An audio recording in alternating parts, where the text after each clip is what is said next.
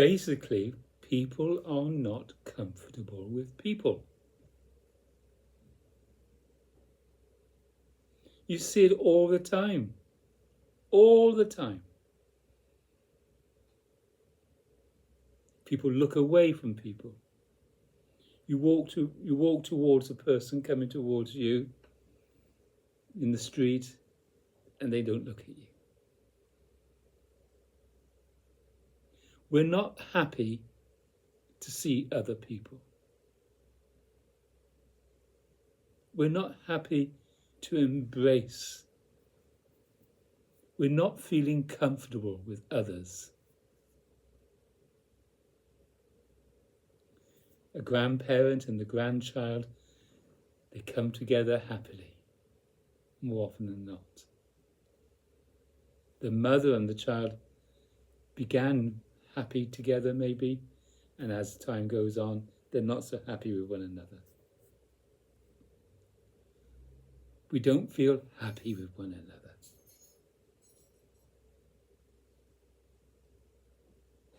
That's what is the fault of the human race. That's why there's so many problems, so many difficulties with one another, because we don't feel already happy with one another.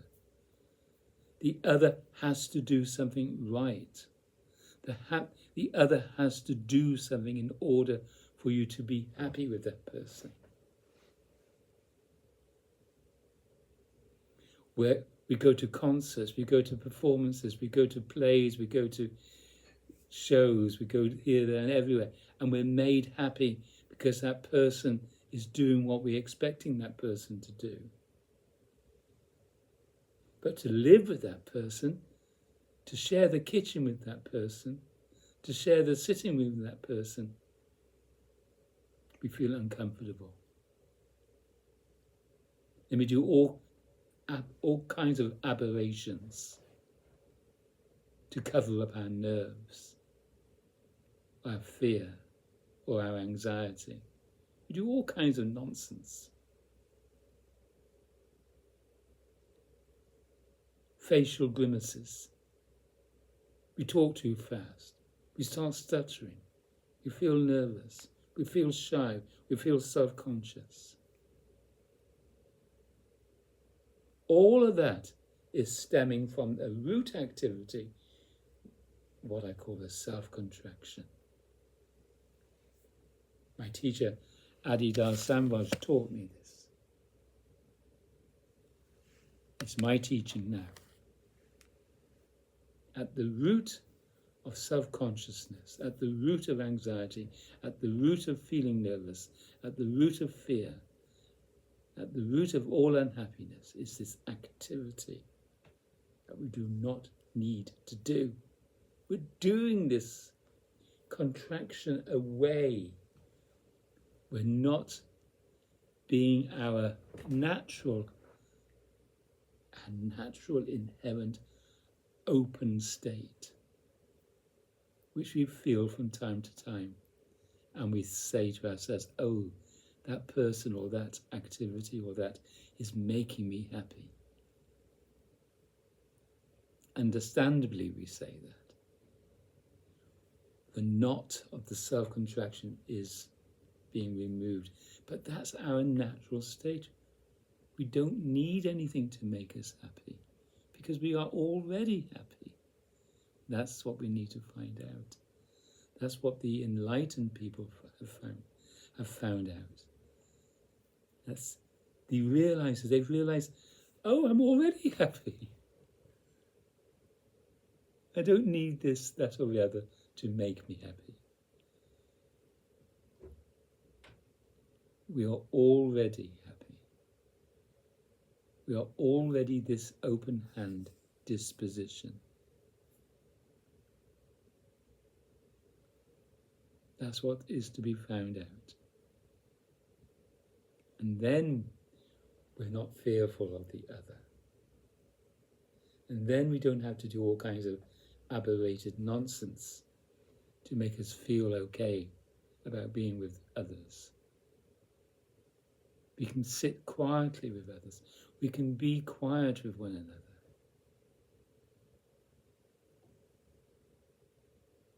It's not a deadly silence.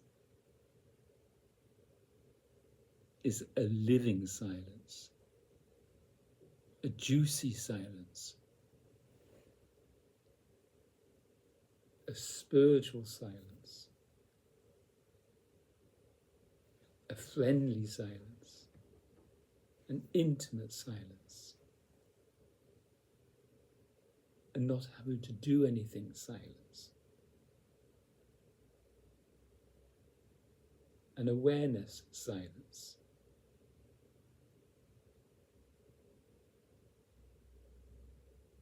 A God-given silence. A characteristic of God is silence, is peace. A joyous silence. A silence that is our birthright. A love bliss silence.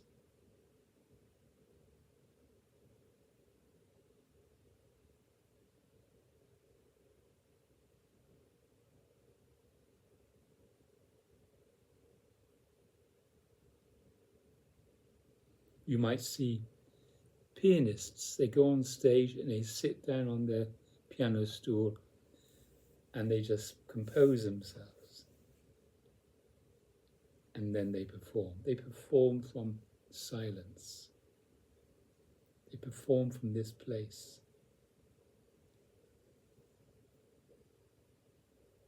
Well, many people do. But then again, I think far more people perform from this place.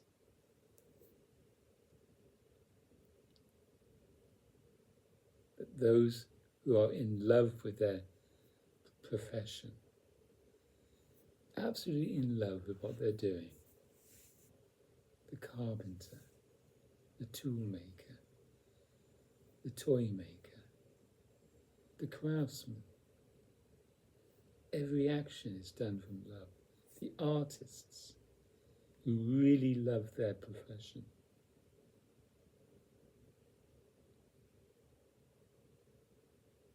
Without anxiety. Where are you right now? What is your disposition right now? Does the phone make you anxious? Does a doorbell make you anxious? You're doing that activity. No one is making you anxious. Taking on that responsibility not to do that anymore is to fall in love. Jesus said, fall in love.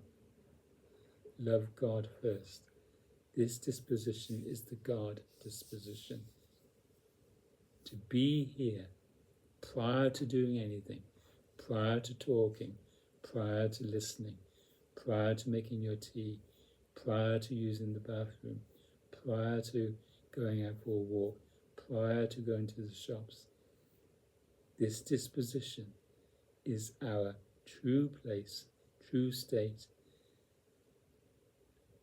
Once you're there, everything the hands do, everything the voice does, the eyes see, the body does, comes from that wonderful place of happiness, joy, silence.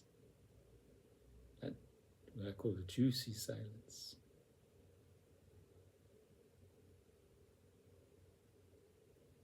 It's life.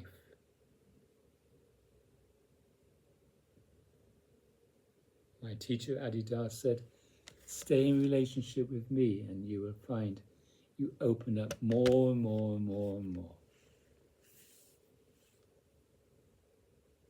So that's what I did. That's what I still do. A love relationship.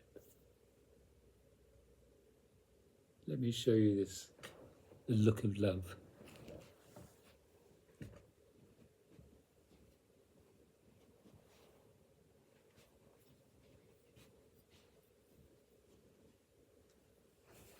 The look of love.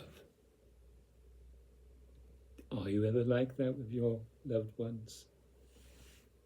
Can you hold the child's face and look into his or her eyes and become one with that child, with the baby?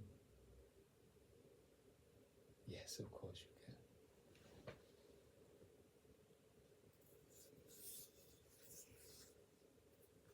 What is there to defend? What history have you that you're not allowed to be a lover?